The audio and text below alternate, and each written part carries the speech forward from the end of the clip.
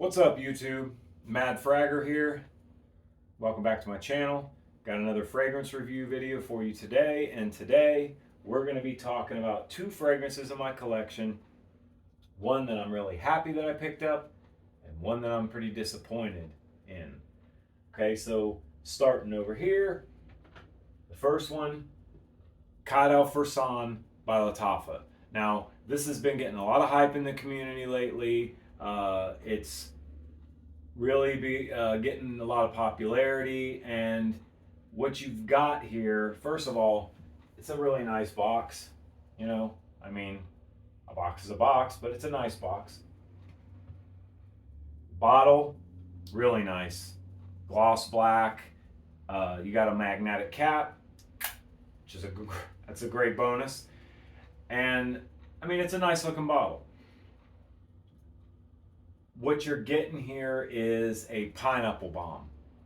This is a photorealistic pineapple from first time you spray it through the life of the fragrance. You're getting this beautiful pineapple backed by woods. Now I do have a cheat sheet here. I've got the note breakdown. It's saffron and pineapple in the top, jasmine and fir balsam in the mid, and oud, cedar, and amber in the base. Now, as far as the oud goes in this one, don't be put off by the fact, I know some people can be put off by if a fragrance has oud. This one, it's a not very detectable. It's a wearable oud. It's not nothing that's going to offend anybody. It's not medicinal. It's not one of those ouds that's going to bother you. In my opinion, you don't pick up the oud very much in this at all. What you do get is that beautiful pineapple, and I mean, this stuff smells terrific. As far as the performance goes on this, now that's where things get a little hazy, because you've got folks on both sides of the aisle there. I've heard people say this is beast mode, 10-12 hours, and I've heard people say this doesn't last for shit. But that just depends on one thing, and that is nausea. I think that some people can become nose blind to this particular scent profile.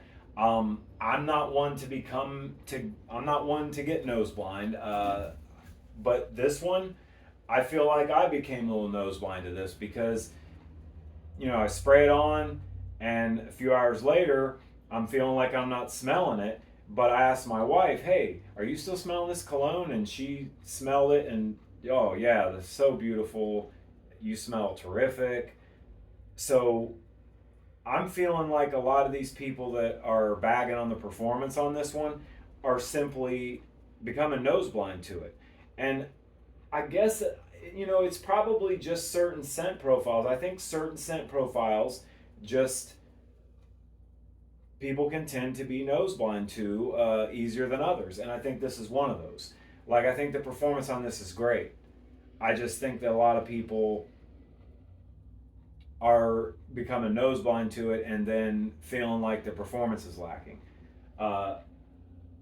It's just my opinion here.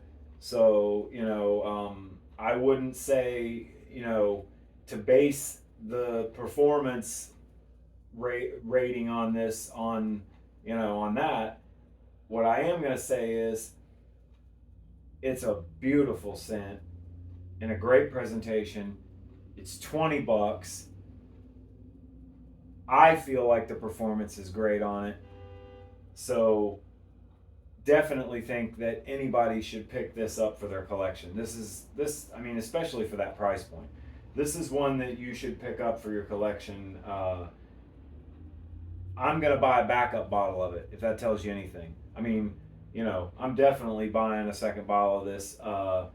Never know, the price on this might shoot up. Like, there's, a lot of times when hype builds around a fragrance, then, it tends to, shoot that price up.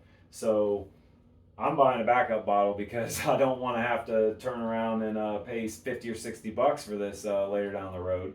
But I definitely feel like this is one I'm going to want a second bottle of, because we go through this pretty quick. I find myself wanting to reach for this pretty often. So let's go to the other side of the spectrum now and talk about a fragrance that I'm disappointed in. And it's Michael Kors Extreme Journey.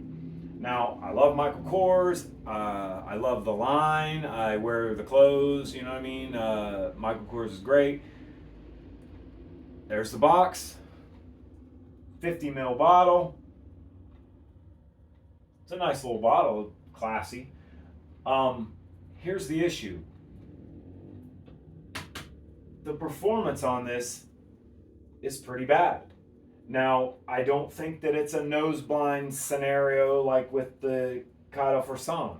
I think that in this case, it's just a poor performing fragrance. And I've heard that before I even bought this fragrance, I heard that the performance on this extreme line was not great. There's the ones I know of are Extreme Speed, Extreme Blue, Extreme Sky. So there's a line of these extremes by Michael Kors, and I figured, I mean, if you look at the note breakdown on this, you got pink pepper in the top, Atlas cedar and patchouli in the mid, and leather in the base. Now, I'm a sucker for a leather fragrance. Anytime I see leather in a fragrance, I mean, you know, I want to check it out because I love a leather-based fragrance. So I seen that they had the leather in it. I said, okay, I'm interested. And then I see the cedar, like, hey, I do like a good cedar fragrance. So I figured maybe since it's got the cedar, it's got the leather, it's going to be a little more of a rich, deeper kind of fragrance. Maybe the performance won't be so bad.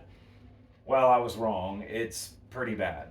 I mean, I've had classic match. You know, I've got classic match fragrances from Walmart that last way longer than this, perform way better than this stuff. And in this case, in my opinion, this is not a nose blind thing. This is not, I'm going nose blind, I'm going agnostics to it, I'm not smelling it, but other people are. No. This one, I've wore this and I've asked other people what they think of it a few hours later, and what do I think of what? I don't smell anything. The performance on this is just plain bad. I mean, it's sad but true. It's the bottom line. Again, love Michael Kors. One of the reasons I wanted to get this fragrance is because it's a Michael Kors fragrance, and I like Michael Kors. And I just assume, well, that'd be a nice addition to my collection. Well, I'm glad that the bottle looks kind of cool because that's about the saving grace for this.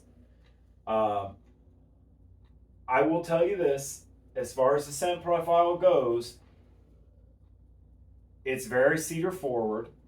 Pretty much from the first spray to the end, which comes pretty quick, you're going to get a lot of cedar. And it's a beautiful cedar. It's a beautiful scent. It does smell great.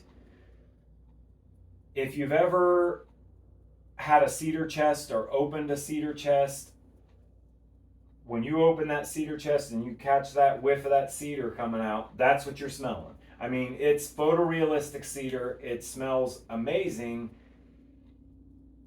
but the performance on it is very lacking. So I'm going to say on the Qaed Fursan, a big hats off to that. I mean, hats off all day long. Pick this up for your collection. You won't regret it. This one, I got to suggest that you don't pick this up. I mean, the price point on this is, I think Amazon, it's around $60 for the 50 mil. I picked this up for $15 on clearance at Walmart. So I guess I'm not too disappointed because I didn't spend as much money on it. But if I had went and seen this on Amazon and said, oh, that looks really interesting, and blind bought this off of Amazon for $60, I would be feeling pretty salty right now. The only saving grace for me is that I only paid $15. But very disappointed in the Michael Kors. Disappointing performance, great smell, disappointing. I mean, isn't that the worst when you get one of those, when you get a fragrance that it's like the smell is just incredible, it's terrific, you love it, but then you get no performance, it doesn't last. That's what you got here. So that's going to do it for this video today. I just wanted to kind of, more or less encourage everybody out there watching to buy this, and encourage everybody out there watching to stay away from this Michael Kors Extreme Journey. No. Qaed Fursan, definitely pick this one up. I'm the Mad Fragger. Thanks for tuning in for another video, and I'll see you next time.